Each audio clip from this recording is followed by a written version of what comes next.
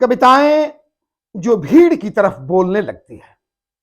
उस कवि ने अस्थायित्व चुना, जबकि जीवन स्थायित्व की तलाश करता है। जहां नींद आ जाए वहीं घर हो जाए, जहां हर रात वहीं दर घर हो जाए, जहां शाम हो जाए वहीं पर उनका घर हो जाए। नाम तो था रमाशंकर यादव, जो कि मिटते मिटते विद्रोही बन गया। कवि विद्रोही और विद्रोह का कवि। जवाहरलाल नेहरू विश्वविद्यालय के पत्थरों को उनके पीठ की निशान की आदत सी हो गई थी, जो शायद अब भी और आज भी बची हो। 3 दिसंबर 2015 सर्दियों का एक दिन, वह कवि शहर की तरफ गए, छत्रों की एक लड़ाई का हमवार होने, परंतु लौटे तो स्मृति शेष, लौटे तो स्मृति शेष। जी नमस्कार।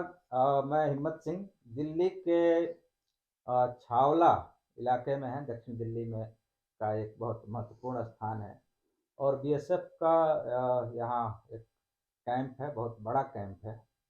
और वहीं से रिटायर हुए हमारे परम मित्र और एक बहुत अच्छे वक्तृत्व कला के धनी साहित्यकार, पत्रकार और भी कई इनके गुण हैं।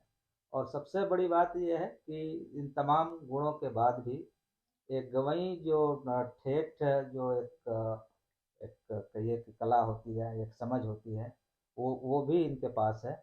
हमारे साथ हैं डॉक्टर जनार्दन यादव।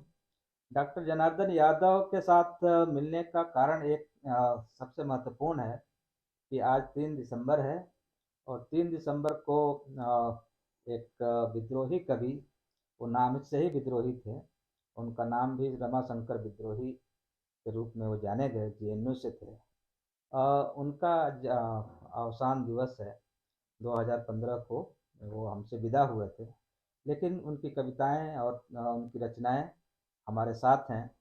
और डॉक्टर साहब की एक ख़ास बात ये भी है, हम डॉक्टर जनार्दन जी की, कि एक बेहतरीन वो रिसाइटर भी हैं। एक बोलने की कला भी इनके अंदर बहुत महत्वपूर्ण हो, वो हम आप आगे सुनेंगे। तो डॉक्टर साहब ये बताइए, पहले तो रमाशंकर यादव विद्रोही, वो किस तरह से आप उनको देखते हैं? और बहुत सारी कविताओं में या रचनाओं में या साहित्यिक जो कृतियाँ रही हैं, उसमें रमाशंकर विद्रोही को आप कहाँ देखते हैं, कहाँ पाते हैं? जी नमस्कार। उत्तर प्रदेश के सुल्तानपुर से चलकर जेएनयू में ही अपनी नीड़ बलान लेने वाला एक कवि रमाशंकर यादव, जो ये नाम स्नेह स्नेह समाप्त हुआ। और चूंकि विद्रोह और में वीर और ओज की कविताएं और सामाजिकता का भी चीज लेते हुए जब ये अपनी कविताएं कहते थे, तो उन लोगों में यदि जहां पर कोई आंदोलन हो रहा है छात्रों के हित के संबंधी और भीड़ कम हो जाती थी, तो इनकी कविता ही भीड़ का रूप धारण कर लेती थी। समाज पर और साहित्य पर और आंदोलन पर जो इनकी कविता थी, वो लोगों में रोमांच और भाव भाव विभोर कर देने वाली थी। वो कविता कि मैं आसमान में धान बोता हूं, ये परिकल्पना से परे थी। कई ऐसी चीजें थी। आज भी वो यदि जेएनयू के किसी ढाबे पर जाते थे तो उनके लिए वो स्थान रिक्त रहता था कि यहां पर विद्रोही जी बैठेंगे। तो इस प्रकार का कवि, जिनमें अल्हड़पन भी था, एक विद्रोह भी था, एक कुछ कर देने की जिजीविसा भी थी अपने अपने काव्य के माध्यम से। और वो केवल वाचक प्रवृत्ति के कवि थे, लिखित नहीं थे उनकी। वो अपने से लिखते नहीं थे। जो वाचक प्रवृत्ति कही जाती है, उससे वो अपनी कविता कहते जी थे। जी। लेकिन एक चीज़ हम जानना चाह रहे हैं कि जेएनयू को लेके जिस तरह की मैंने बात के समय में जिस तरह के र्यूमर या अवधारणाएं पैदा की गई, उसमें एक तो रमाशंकर विद्रोही अ, मतलब कैसे बनते हैं? मतलब एक तो होता है कि भाई बहुत लोग आए गांव से, लेकिन विद्रोही बनने की क्या प्रक्रिया होती है, उस पर थोड़ा सा आप अभी हम बताएं लोगों को तो अच्छा रहेगा। एक जो वातावरण होता है, हम्म। वातावरण को पा करके ही व्यक्ति उस जैसा बन जाता है। यदि हम शैक्षिक संस्थानों में जाएंगे तो बौद्धिक क्षमता बढ़ेगी। यदि हम किसी ऐसे शौर्य कला के इंस्टीट्यूट में जाएंगे, जैसे हम फोर्स में जाएंगे, तो हम में एक कुशल अनुशासन की और एक पैर से पैर मिला करके चलने की, कवायद करने की प्रवृत्ति आएगी। यदि हम किसी ऐसे मित्रों के साथ ऐसे वातावरण में जाएंगे जहां पर केवल केवल अपराध होगा, तो मनुष्य की प्रवृत्ति ऐसी है कि जो जिसका जैसा वातावरण मिलता है वो वैसे धीरे धीरे ढल जाता है। अब कुछ प्रकृति प्रदत्त भी होता है कि बाल्यावस्था से ही यदि इस प्रकार की प्रवृत्ति एक किसी व्यक्ति विशेष में होती है, तो रमाशंकर यादव में ये प्रवृत्ति वहां से रही होगी कि चीजों को समझने की, एक सूक्ष्म आकलन करने की काव्य के माध्यम से वो इनके पास बचपन से रही होगी। धीरे धीरे उनको उसमें प्रवृत्ति बढ़ती गई और जब जवाहरलाल नेहरू विश्वविद्यालय यानी जेएनयू में जब वो आए तो उनके उस व्यक्तित्व का एक भरपूर आयाम मिला और उस आयाम के कारण जो इनके मुख से प्रस्फुटित हुआ वो कविता विद्रोह के रूप में धारण की और वो विद्रोह। एक छोटा सा और आपसे निवेदन है कि आपने बहुत सारी कविताएं पढ़ी होंगी उनकी जी, तो हम चाहेंगे कि एक दो कविताएं आप थोड़ा पाठ कर पाएं, तो मुझे लगता है कि आज के दिन उनको एक हम बेहतर श्रद्धांजलि अर्पित कर पाएंगे।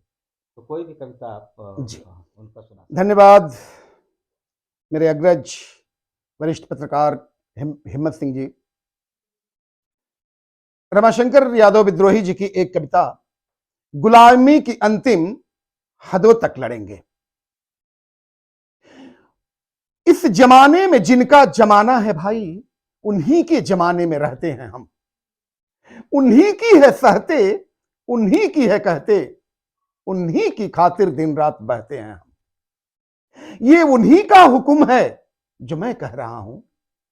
उनके सम्मान में मैं कलम तोड़ दूं। ये उन्हीं का हुक्म है सबके लिए और मेरे लिए कि मैं हक छोड़ दूं।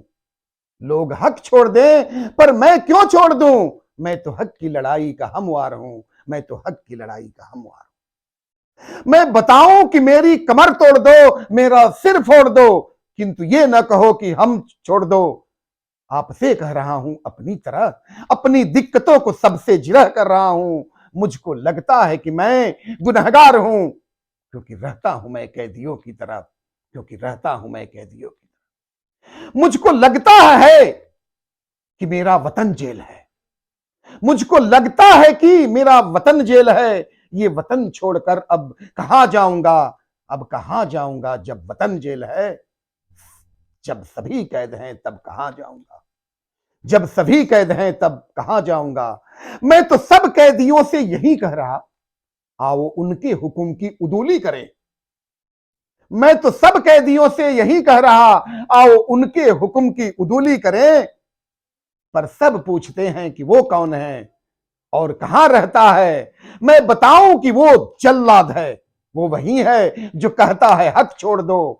मैं बताऊं कि वो जल्लाद है, वो वही है जो कहता है हक छोड़ दो।